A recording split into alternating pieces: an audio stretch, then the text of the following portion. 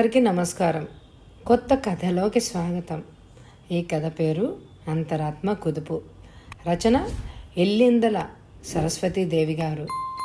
యువలో 1981లో ప్రచురింపబడింది. చూడగానే నచ్చితే తప్పకుండా లైక్ చేయండి. నాగమణి తలెత్తి చూసింది. గడియారం 11 గంటలు కాబోతోంది. ఇంకా అరగంట సేపు ఎదురు చూడాలి. సరిగ్గా 11:30కి కాకి డ్రెస్లో వస్తాడు పోస్ట్ మ్యాన్. అతడు తీసుకొచ్చే ఉత్తరాలే తన ఊపిరి. ఒక్కో రోజు అతడు ఆ దారిన పోతూ కనపడతాడు. అతడు వెళ్ళగా చూసి లోపలికి వస్తుంది నాగమణి. ఆనాడంతా నిరాశ నిస్పృహలు ఆమెను ఆవరించుకొని ఉంటాయి. మనసు ఎక్కడో విహరిస్తూ ఉండగా యాంత్రికంగా దినచర్యను సాగిస్తుంది. ఆశ్లేషను మనసులో తిట్టుకుంటుంది. ఎంత పని ఉన్నా ఒక్క ఉత్తరం రాయకూడదు. తన చేతి ఉత్తరం కోసం అలవటించే దీనురాలు నాగమణి ఇండియాలో ఉందని జ్ఞాపకం ఉంచుకోకూడదు. తనకంటే అక్కడ కావాల్సినన్ని కాలక్షేపాలు నాకిక్కడేమున్నాయి? తనకు ఆశ్లేష మీద ఉన్న అధికారం ఏమిటో అప్పుడు స్ఫురించదు నాగమణికి. నర్సరీ క్లాస్ నుంచి BA పాస్ అయ్యే వరకు ఇద్దరూ ఒక స్కూల్లో చదివారు. కాలేజీలో మళ్ళీ చేరి పట్టభద్రులయ్యారు. తల్లి పసితనంలోనే పోయింది. తండ్రి తనకు 15 సంవత్సరాలు వచ్చే వరకు ఉన్నాడు. తండ్రి చనిపోయేటప్పుడు నాగమణి మిత్రుడైన సుందర్రామయ్య చేతిలో పెట్టాడు. ఇంపీరియల్ బ్యాంకు నుంచి వచ్చే వడ్డీతో సుందర్రామయ్య ఇంట్లో ఉండి చదువుతూ ఉంటుంది. ఆమె మేజర్ అవ్వగానే సుందర్రామయ్య డాక్టర్ రమణమూర్తికి ఇచ్చి పెళ్లి చేశాడు. నాగమణికి పెళ్ళైన ఆశ్లేషతో స్నేహ సంబంధం సెడలలేదు. కాగా ఇంకా బిగుసుకుంది. ఆశ్లేషకు పెళ్ళైంది. ఒక బిడ్డ కూడా పుట్టింది. ఆమె పెనిమిటి ఒక మైక్రోబయాలజిస్టు. ఇప్పుడు ఉద్యోగరీత్యా అమెరికాలో ఉంటున్నాడు. అయినా గంటల కొద్దీ ఆలోచిస్తూ కూర్చుంది నాగమణి. ఇప్పుడు ఆశ్లేష ఏం చేస్తూ ఉంటుంది అని అనుకుంటూ, ఇవాళ రాసిన ఉత్తరం రేపు చేరుతుంది, కాకపోతే ఎల్లుండి, అంతగా అయితే మరో రోజు. కానీ అమెరికా నుంచి ఉత్తరం రావడానికి వారం పైనే పడుతుందన్న సంగతి నాగమణికి కూడా తెలుసు. కానీ ఆ సంగతి అన్ని వేళలా మనసులో ఉండదు. మర్నాడు ఆశ్లేషకు కానీ పోస్ట్ మ్యాన్కు కానీ తిట్లు తగిలలేదు. నాగమణికి ఉత్తరం వచ్చింది. వరండాలో కూర్చొని చదవడం మొదలుపెట్టింది. ఇక్కడ విశేషాలు రాయమని వేధిస్తున్నావు. ఇక్కడ ప్రముఖంగా నన్ను ఆకర్షించాల్సిన విషయం ఏమిటి అంటే, ఇక్కడ వాళ్ళు 100% ఎప్పుడు సైకియాట్రిస్టును సంప్రదిస్తూ ఉంటారు. ఉత్తరం పట్టుకున్న చేతి మీద తలవాల్చుకొని ఆలోచనలో పడ్డది. అమ్మగారు, భోజనం వేళ అయిందండి, పెద్దమ్మగారు చెప్పమన్నారు. వస్తున్నా. మళ్ళీ ఉత్తరం తెరిచి చూసింది. సైకియాట్రిస్ట్ అంటే మతి భ్రమించిన వాళ్లకు వైద్యం చేసే ఆయనే కదూ. పెద్దమ్మగారు పిలుస్తున్నారు. చేతి గడియారం చూసుకుంది. 10 నిమిషాలు తక్కువగా 1 గంట. పాపం పెద్దది అనుకుంటూ లేచింది. భోంచేస్తూ అడిగింది అత్తగారిని, మన దేశంలో మతి భ్రమిస్తే ఏం చేస్తారు అంటూ. ఏం చేస్తారు? దయ్యం పట్టిందని వేప మండలతో కొడతారు. తల వెంట్రుకలు తీసి నిమ్మరసంతో తల రుద్దుతారు. మరీ ఎక్కువైతే పిచ్చి ఆసుపత్రికి పంపిస్తారు. ఎందుకు వచ్చిందే ఈ ప్రశ్న? ఏమైనా అవసరం వచ్చిందా? ఎవరికి రాలేదండి బాబు, ఊరికే అడిగా. కానీ నాగమణి దాని గురించి ఆలోచిస్తూనే ఉంది. అక్కడ అందరూ అటువంటి వాళ్లేనా? రమణమూర్తి వచ్చిన తర్వాత ఈ ప్రశంస 2 సార్లు ఎత్తింది. అతడు డబ్బుకు ప్రధాన స్థానం ఇస్తాడు. 2వ స్థానం తన రోగులకు ఇస్తాడు. అతడు పెథాలజిస్టు. దాని గురించి ఆలోచించకు. తోచకపోతే క్లబ్కి పేపర్లు తెప్పించుకొని చదువు. అతడు ఎక్కువగా మాట్లాడు. హాస్పిటల్లో పగలు 12 గంటల వరకు పనిచేస్తాడు. సాయంత్రం 4 గంటల నుంచి తన ప్రైవేట్ క్లినిక్లో రాత్రి 8 గంటల వరకు పనిచేస్తాడు. క్లినిక్ నుంచి వస్తూ డబ్బులు వేసిన డబ్బా తెచ్చి అల్మరాలో భద్రపరుస్తాడు. టైప్ చేసిన రిపోర్ట్ల మీద సంతకాలు చేస్తూ తలెత్తిన రమణమూర్తికి ఒక రంగు చీర గదిలోకి వచ్చి కుర్చీ మీద కూర్చున్నట్టు కనపడింది. ఆ రోజు ఆదివారం. హాస్పిటల్కి వెళ్ళలేదు. ఏం కావాలండి అని అడిగాడు తల ఎత్తకుండా. సమాధానంగా గలగలా నవ్వింది నాగమణి. పనిలేని భార్యలు ఉంటే భర్తలు ఉద్యోగం చేస్తారు. రిపోర్ట్లన్నీ కవర్లలో పెట్టేసి లేచాడు. మీ డబ్బా అంటూ జ్ఞాపకం చేసింది. డబ్బా అంటే నీకు హేళన, కానీ డబ్బు లేకపోతే రోజు ఎట్లా గడుస్తుంది? మనిషి మనుగడికి డబ్బుతోనే ఉంది. ఈ క్లినిక్, ఈ ఇల్లు, నీవు, నేను అంతా డబ్బుతోనే. ఈ లోకాన్ని నడిపించేదే డబ్బు. అది లేకపోతే అంతా శూన్యం. రమణమూర్తి లేచాడు. నిజమే, డబ్బు లేనిదే ఏ పని కాదు. కానీ ఒక్క డబ్బుతోనే లోకంగా లేదు కదా. ఆమె కూడా లేచింది. పెళ్ళైన 5 సంవత్సరాల్లో నాగమణికి 2 సార్లు గర్భస్రావం అయింది. అయినప్పుడల్లా కోలుకోవడానికి కనీసం 2 నెలలు పడుతూ ఉంది. చేతికి అరపని తలకట్టు నాగమణిది సగానికి పైగా ఊడిపోయింది. మిసమిసలాడుతూ నిండుగా ఉండే మనిషి చిక్కి సగమైంది. 2 కళ్ళతో కోడల్ని చూసుకొని మురిసిపోయే పద్మావతమ్మ కళ్ళకు ఇప్పుడు ఆమె నచ్చక కళ్ళు తిప్పుకుంటోంది. ఎప్పుడు ఇరుగు పొరుగుల పిల్లలను గురించి మాట్లాడుతుంది. ముగ్గురు కలుసుకునేది భోజనాల సమయంలో, మాట్లాడుకునేది ఇతర విషయాలను గురించి. రమణమూర్తి ఇంటికి చనువుగా వస్తూ ఉంటుంది డాక్టర్ లావణ్య. కబుర్లు, పరిహాసాలు, నవ్వులు ఆమె వచ్చినప్పుడు వినపడుతూ ఉంటాయి. నాగమణి పద్మావతమ్మలను కూడా గలగలా నవ్విస్తుంది డాక్టర్ లావణ్య. ఏమిటి ఇంకా ఇలా ఉన్నారు? లావణ్య చిలిపి నవ్వొకటి విసిరింది. ఎలా ఉన్నాను? నిర్లిప్తంగా జవాబిచ్చింది నాగమణి. మళ్ళీ ఈ పాటికి ఇంత లావుగా కనపడదు. తల అడ్డంగా తిప్పింది నాగమణి. కానీ ఆమెకిప్పుడు 4 నెలలు వెళ్ళాయి. పద్మావతమ్మ మళ్ళీ కళ్ళలు కనడం మొదలుపెట్టింది. మీరు మా హాస్పిటల్కి వస్తూ ఉండండి, నేను చూస్తూ ఉంటాను. మా స్నేహితురాలు మాలా నర్సింగ్ హోమ్ పక్క వీధిలో ఉంది. మీరు అక్కడికి వస్తే నేనే వచ్చి చూస్తాను. తల ఆడించింది నాగమణి. మళ్ళీ ఒక ఉత్తరం వచ్చింది ఆశ్లేష దగ్గర నుంచి. ఈసారి 15 రోజులకు వచ్చింది. ఇక్కడ జీవితం చాలా యాంత్రికంగా ఉంటుంది. ఇంట్లో ఒకరితో ఒకరికి సంబంధం లేకుండా రోజు గడిచిపోతూ ఉంటాయి. ఒకరి ప్రోగ్రాములు ఒకరికి తెలియని కూడా తెలియవు. ఎవరి కాలక్షేపం వాళ్ళు వెతుక్కుంటూ ఉంటారు. కొందరు గృహిణులు ఇంట్లో ఆత్మీయంగా మాట్లాడేవాళ్ళు, చేసే పని లేక పిచ్చెత్తినట్టు ఉంటారు. ఇంట్లో ఉన్న ఆ ఒక్కరో ఇద్దరో పిల్లలు దూరంగా ఉంటారు. భర్త పార్టీల్లో మునిగి తేలుతూ ఉంటాడు. వాళ్ళని చూస్తే జాలేస్తుంది. ఉత్తరం మడిచి ఓ పుస్తకంలో పెట్టింది నాగమణి. ఆమె ఈ మధ్య ఇంట్లో ఎవరికి చెప్పకుండా మాలా నర్సింగ్ హోమ్కి వెళ్ళి డాక్టర్ లావణ్యను పిలిపించుకుంది 2 సార్లు. ఇప్పుడు 7 వరకు వచ్చారు కదా, నేను చెప్పిన జాగ్రత్తలు తీసుకోండి. 15 రోజులకు ఒకసారి నన్ను పిలవాలి, లావణ్య నొక్కి చెప్పింది. నాగమణి చాలా వరకు పడుకొని కాలం గడుపుతోంది. తన గురించి గంటల కొద్దీ కూర్చుని ఆశ్లేషకు ఉత్తరాలు రాస్తోంది. వాటి నిండా తమ ఇద్దరి బాల్య స్నేహం, ఆట పాటలు, కబుర్లు, కాలేజీ జీవితం అవే రాస్తోంది. రాసింది రాయకుండా జాగ్రత్త పడుతోంది. ఏమిటే మణి, నీవెప్పుడు మన చిన్నప్పటి విషయాల గురించే రాస్తావు, తర్వాత జీవితంలో రాయి తగినవి ఏమీ లేవా? ఆశ్లేష నాగమణికి తెలిసినట్టు మరెవరికీ తెలియదు. ఆమె చిన్నప్పుడు నౌకర్ల దగ్గర పెరిగింది. కొంచెం బుద్ధి తెలిసిన తర్వాత తండ్రి స్నేహితుడి ఇంట్లో పేయింగ్ గెస్ట్గా పెరిగింది. ఎవరి దగ్గర చనువుగా మాట్లాడలేదు. బెరుకుగా ఉంటుంది. ఆమె ఎవరితోనైనా 4 మాటలు మాట్లాడింది అంటే, నవ్వుతూ పలకరించింది అంటే అది ఆశ్లేష ప్రభావము అనే చెప్పాలి. ఆమె మునగదీసుకున్న నాగమణిని తన మాటలతో సాగదీసేది. సంకోచాలను పోగొట్టేది. మూతి ముడుచుకుంటే గలగలా నవ్వించేది. యద కవాటాలను తెరిపించేది. మళ్ళీ మూసుకుపోకుండా చూసుకోమని మందలించేది. నాగమణి నోటితో ఆర్భాటంగా పైకి అనకపోయినా ఆశ్లేష కోసం అలమటించిపోయేది. ఆమె సమక్షంలో ఉల్లాసంగా ఉన్నట్టు కనపడేది.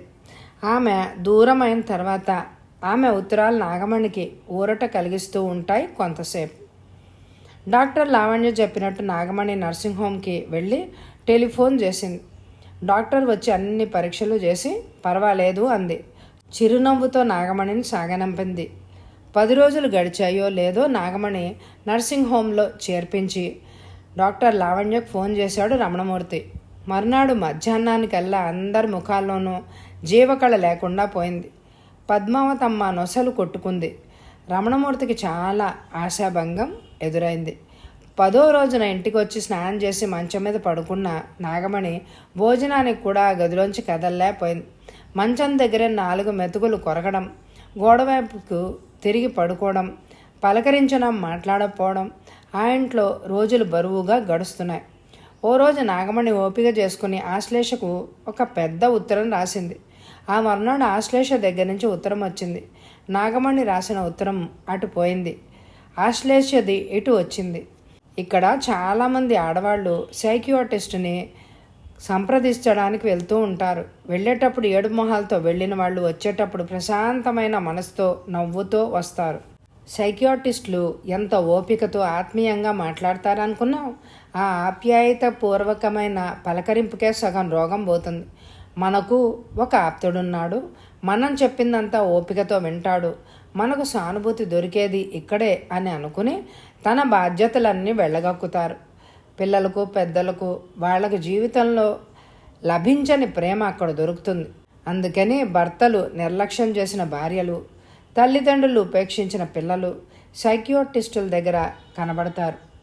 మణి, ఎలా ఉన్నావు? ముడుచుకొని కూర్చోవడం మానేశావా? మాని ఉండవు. నా బాధ్యత మీ ఆయన వహిస్తాడు అని అనుకున్నాను. వహిస్తున్నట్టు లేదు. అన్ని సంగతులు వివరంగా రాయి. సైకియాట్రిస్ట్ అంటే ఎవరో తెలిసింది కదూ. ఈ ఉత్తరం 4 పేజీలది. మళ్ళీ మళ్ళీ చదువుకుని దిండు కింద పెట్టుకుంది నాగమణి. క్లినిక్ నుంచి ఇంట్లోకి వస్తూ మణి మణి అంటూ పిలిచాడు రమణమూర్తి. పడుకున్న నాగమణి లేచి కూర్చోనైనా కూర్చోలేదు. కళ్ళు మాత్రం తెరిచి చూసింది. ఈయనెవరో నీకు తెలుసా మణి? రమణమూర్తి మంచం దగ్గరగా కుర్చీ వేసి ఆయనను కూర్చోబెడుతూ అడిగాడు. రెప్ప వాల్చకుండా చూస్తుంది నాగమణి. ఆ వచ్చిన ఆయనకు నేను జ్ఞాపకం ఉన్నానా మణి? ఆయన రూపురేఖలు అప్పటికి ఇప్పటికీ మారిపోయాయి.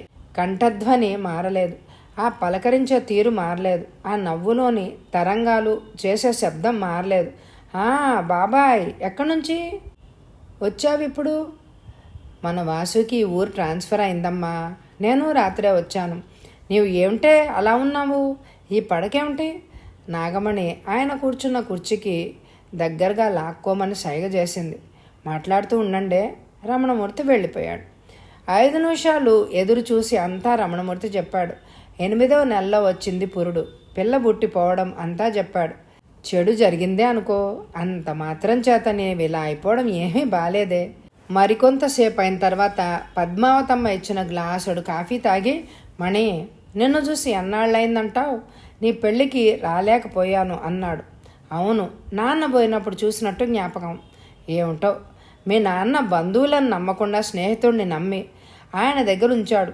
చిన్నప్పుడు నేను చెప్పిన కథలు కబుర్లు జ్ఞాపకం ఉన్నాయా? జ్ఞాపకం ఉన్నట్టుగా తలదిప్పింది మణి. ఓ గంటసేపు అలా కబుర్లు చెప్పి ఆమెను నవ్వించాలని ప్రయత్నించాడు. అమ్మా, నేను వెళ్తాను, పొద్దుపోయింది. ఆరోగ్యం జాగ్రత్తగా చూసుకో. ఆయన వెళ్ళేటప్పుడు రేపు కూడా రా బాబాయ్ అని అందామనుకుంది మణి. కానీ సమయానికి ఆ మాట అనలేకపోయింది. మణి ఒక గంట సేపైనా కళ్ళు తెరిచి చూసిందని పద్మావతమ్మ సంతోషించింది. మణికి 8వ నెల పురుడొచ్చి నష్టపోయిందని తెలిసి ఆశ్లేషకు చాలా విచారం కలిగింది. మణి స్వభావము మొదటి నుంచి ఎరిగి ఉన్నది కనుక ఆమె పరిస్థితిని ఊహించుకుంది. తను వెళ్ళి స్వయంగా ఊరడించాలని సాధ్యం కాదు కనుక రోజుకొక ఉత్తరం రాయడం మొదలుపెట్టింది. నీకు లౌకిక జ్ఞానం తక్కువ. మొదటి నుంచి చదువుకునే రోజుల్లో కూడా ఎవరితో కలవకుండా అలా దూరంగా కూర్చునేదానువు. ఎప్పుడూ నీ వెనకాలే ఎవరుంటారు? నీ మనసు నొచ్చుకోకుండా వాతావరణాన్ని మార్చడానికి అందరూ నీతో ఎట్లా ఉన్నా నీవు అందరితో స్నేహంగా ఉండలేవా? వాతావరణాన్ని నీకు అనుకూలంగా మార్చుకోవడం చేతకాదు, బ్రతకడం చేతగాని దానవు అన్నట్టు మనసు దెప్పుతున్నట్టుగా ఉంటుంది. ఈ మధ్య నిగ్రహాన్ని అలవర్చుకో. నేను సైకియాట్రిస్టును గురించి ఈ మధ్య ఉత్తరాల్లో ఎక్కువగా రాస్తున్నాను. దాన్ని సరిగ్గా నువ్వు అర్థం చేసుకున్నావో లేదో ఇక ఆ సంగతి వద్దులే. ఈ దేశంలో మనుషులకు ఆలోచనలు లోతు లేదు, అంతా పై మెరుపులు, లోపల శూన్యం. నీకు ఇది దగ్గరుండి బోధించాల్సిన విషయం. మరొక్క మాట, జరిగిన నష్టాన్ని గురించి ఆలోచిస్తూ ఆరోగ్యం పాడు చేసుకోకు. త్వరలో కోలుకోవడానికి ప్రయత్నించు. మళ్ళీ రాస్తాను.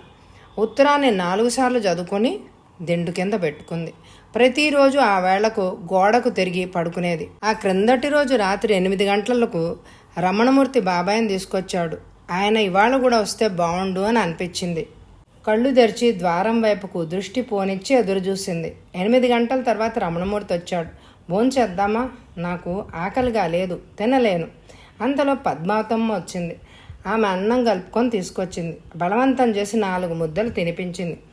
మణి, నిండా 25 ఏళ్ళు లేవు, అప్పుడే జీవితం అంతా అయిపోయినట్టు కుంగిపోతున్నావు. ఆరోగ్యంగా ఉన్నవాళ్ళు మంచాన్ని అంటిపెట్టుకొని పడుకుంటే లేని జబ్బులు కూడా వస్తాయి. నీవు పని చేయక్కర్లేదు, కానీ లేచి తిరుగు అని మందలించింది పద్మావతమ్మ. కళ్ళ నిండా నీళ్లు. పక్కకు తిరిగి పడుకుంది మణి. ఆ మర్నాడు ఉదయం 10 గంటలకే గదిలోకి అడుగుపెట్టిన బాబాయిని చూసి ప్రాణం లేచి వచ్చినట్టుగా అయింది. ముఖం కూడా వికసించింది మణికి. కూర్చోమని దగ్గరగా ఉన్న కుర్చీ చూపించింది. రాత్రి వస్తావనుకున్నానంది. దృష్టి మందగించింది. అందులో మబ్బేసింది రాత్రి. వర్షం వస్తుందేమోనని భయపడ్డాను. సర్దు కూర్చున్నాడు. పిన్ను కూడా వచ్చిందా? వాసు పెళ్ళైందా? మెల్లగా ప్రశ్నలు వేసింది. ఒకసారి 2 ప్రశ్నలు వేసావు. వాసు 4 ఏళ్ల నుంచి ఉద్యోగంలో ఉన్నాడు. మీ పిన్ని పెళ్ళి చేయకుండా ఉంటుందా? పిన్ని కూడా వచ్చిందా అని అడిగావు మొదట. తిండివేళ నిద్రవేళలో ఎరగని నన్ను కనిపెట్టి చూడొద్దు. నా వెంట వచ్చింది. మరి తీసుకురాలేదే? కాసేపైనా ఫ్రీగా ఉండాలి అని అనిపించదు? ఓపిక లేని నవ్వొకటి ఆమె పెదవుల మీద నాట్యం చేసింది ఆ మాటకు. ఆయన తన భార్యను గురించి చాలాసేపు వినోదంగా మాట్లాడాడు. బాబాయ్, సైకియాట్రిస్ట్ అంటే ఏమిటి? నీవెప్పుడైనా విన్నావా ఆ మాట? అరచేతి మీద తల మోపి అడిగింది మణి. నాకు బాగా తెలియదు కానీ అమ్మాయి, కొంతవరకు చెప్పగలను.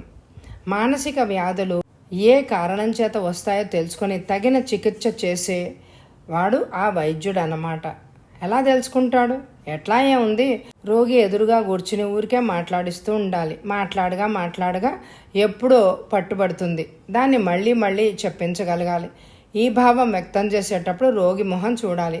ఉద్రేకం యొక్క స్థాయిని గుర్తించాలి. అంత తెలివి తక్కువగా పైకి చెప్పేస్తారా ఎవరైనా? ఎందుకు చెప్పరు?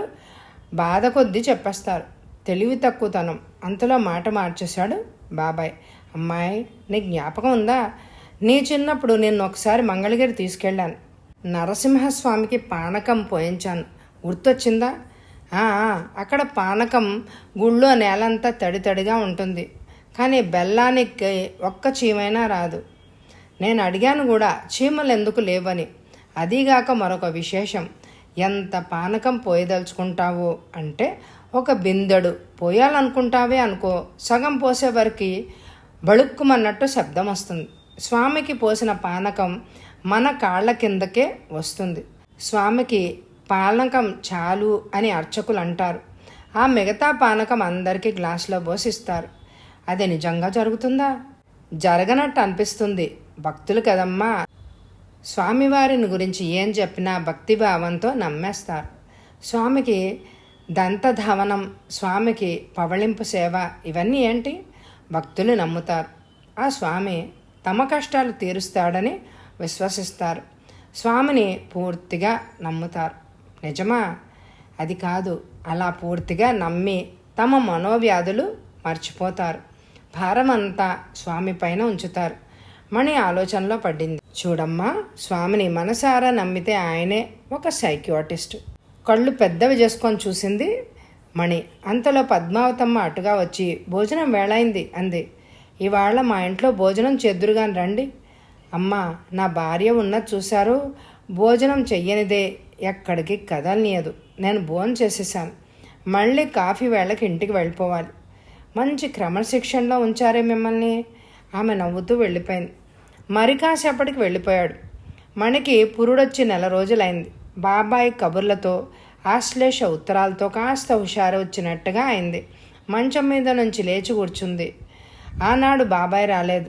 4 గంటల వేళ మాలా నర్సింగ్ హోమ్కి వెళ్ళి డాక్టర్ లావణ్యకి ఫోన్ చేసి పిలిపించుకుంది. డాక్టర్ కనపడగానే ఆమె గుండెకు హత్తుకుంది. ఏమిటి, ఇంత భయపడతావేంటి?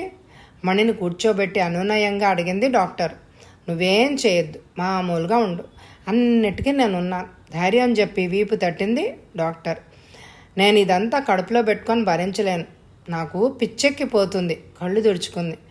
ఎంతవరకు వచ్చిన తర్వాత వెనకడుగు వేస్తే ఈ శ్రమంతా వృధాగా పోతుంది. నేను సహజంగా అంతా నడుపుకొస్తున్నాను కదా. నాకు ధైర్యం లేదు. నేను భరించలేను. 2 చేతులతో తలబట్టుకుంది మణి. ఆ రోజు బాబాయ్ కోసం ఎదురు చూస్తుంటే ఆశ్లేష రాసిన ఉత్తరం చేతికి వచ్చింది. ఆత్రంతో గబగబా చింపి చదవడం మొదలుపెట్టింది. మణక్క, ఇక్కడిది అత్యంత ఆధునికమైన సొసైటీ కదూ. అందుకని భార్యాభర్తలు ఒకరికొకరు మోసం చేసుకుంటారు. అది బయటపడ్డవనాడు డైవర్స్ చేసుకుంటారు. దాంపత్య జీవితంలోనూ పిల్లల విషయంలోనూ సాధారణంగా జరుగుతూనే ఉంటాయి ఈ మోసాలు అంటూ అలా రాసుకెళ్ళింది ఆశ్లేష. నీ ఆరోగ్యం జాగ్రత్త, ఉంటాను అని ఉత్తరం పూర్తి చేసింది. పద్మావతమ్మ ఆనాడు బాబాయిని భోజనానికి ఉంచేసింది. ఆయన కోసము కొత్త వంటకాలు చేసింది. మనసులో ఏమనుకుందో ఏంటో. అత్తయ్య, బాబాయికి నేను వడ్డిస్తానంటూ గదిలో నుంచి బయటకు వచ్చింది మణి. ఆయన వస్తున్నప్పటి నుంచి మణిలో వస్తున్న మార్పుకు పద్మావతమ్మ సంతోషిస్తోంది. ఏ రోజుకు ఆ రోజు మళ్ళీ చూస్తూ ఉండండి అంటోంది. భోజనాల తర్వాత గదిలోకి వెళ్ళి మళ్ళీ కబుర్లలో పడ్డారు. మణి మధ్య మధ్యలో ఏదో అసందర్భంగా మాట్లాడుతోంది. ఆమె మనసులో ఒకరిని మోసం చేశానే అనే విషయం సుళ్ళు తిరుగుతోంది. ఆవేదన ఆవిర్లు తేలుతోంది. ఏంటి దీని పర్యవసానం? ఇదంతా దేనికి దారితీస్తుంది? ఆశ్లేష రాసినట్టు డైవర్స్కు దారితీస్తే 2 రోజుల తర్వాత రమణమూర్తి ఇంటికి వచ్చేసరికి మణి పడుకునే ఉంది.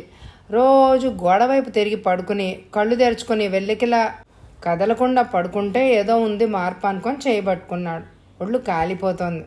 అతడు డ్రెస్ మార్చుకోకుండా అలాగే కుర్చీ మీద కూర్చుని ఆమె చేతిని తన చేతిలోకి తీసుకున్నాడు. అతడికి మొట్టమొదటిసారిగా ఆమె మీద జాలి ఉంచుకొస్తోంది. అమాయకురాలు, పాపం అనుకున్నాడు. అతడి మనసులో ఏదో ముళ్ళులా గుచ్చుకుంది. ఆవేదన పైకి ఎగసి పడుతోంది. చేత్తో కణతలు రుద్దుకుంటున్నాడు. ఏమిట్రా అలా కూర్చున్నావు? పార్వతమ్మ కేకపెట్టింది. మణికి జ్వరం వచ్చింది, ఇప్పుడిప్పుడే కోలుకుంటోంది అని అనుకుంటే మళ్ళీ ఇదొకటి వచ్చి పడింది. అప్పటికి అధైర్యపడ్డం తగ్గించుకో, జ్వరం వస్తే తగ్గదా ఏంటి? ఆమె మందలించింది. రాత్రి పగళ్ళు మణి మంచం దగ్గరే కూర్చున్నాడు రమణమూర్తి. అలా వారం రోజులు కాసింది జ్వరం. డాక్టర్ లావణ్య 2 సార్లు వచ్చి చూసింది. అంతవరకు బిగబట్టుకున్న మణి బాబాయిని చూడగానే బావోర్మని ఏడ్చింది. ఏంటమ్మా, ఈ కాస్త జ్వరానికేనా ఇంత ఏడుపు? ఆమె మనసులో ఇంకేదో బాధ ఉంది అని అనుకున్నాడు ఆయన ఆ ఏడుపు చూసి. మణి, ఈ జ్వరం తగ్గిపోయిన తర్వాత నిన్నెక్కడికైనా తీసుకెళ్తాను, వస్తావా? 10 రోజులు అట్లా తిరిగి వస్తే మనసుకు ఉల్లాసంగా ఉంటుంది, ఏమంటావు? నిజమే బాబాయ్, నేను ఇల్లు కదిలి చాలా రోజులైంది, తీసుకెళ్ళు, నన్ను నీ వెంట తీసుకెళ్ళు అంది కాస్త ఉద్రేకంతో. ప్రయాణం వల్ల మణి మనసులో కాస్త మార్పు కలుగుతుందని రమణమూర్తి కూడా ఆశించాడు. ఈ ప్రయాణ భారమంతా బాబాయ్ వహిస్తా అన్నందుకు అతడికి కూడా చాలా సంతోషంగా ఉంది. మీకు తోచిన చోటుకి తీసుకువెళ్ళండి, మణి మనసు ఉల్లాసంగా ఉండడమే నాకు కావాల్సింది అన్నాడు. మణి బాబాయ్తో వెళ్ళి వాళ్ళింట్లో 2 రోజులుంది. ఆప్యాయతతో పెట్టిన పిన్ని చేతి భోజనం, ప్రేమతో బాబాయ్ చెప్పే కబుర్లు కొంత ఊరట కలిగించాయి. బాబాయ్, పిన్ని ఇద్దరూ అటొకరు ఇటొకరు కూర్చుండి ప్రయాణం సాగించారు. అమ్మా, మనం తిరుపతి వెళ్తున్నాం, టాక్సీ మీద కొండెక్కుదాం అన్నాడు బాబాయ్. తిరుపత? ఎన్నాళ్ళ నుంచో చూడాలనుంది బాబాయ్, ఇప్పుడు నీవు ఆ కోరిక తీర్చావు అంది చిన్న పిల్లలాగా.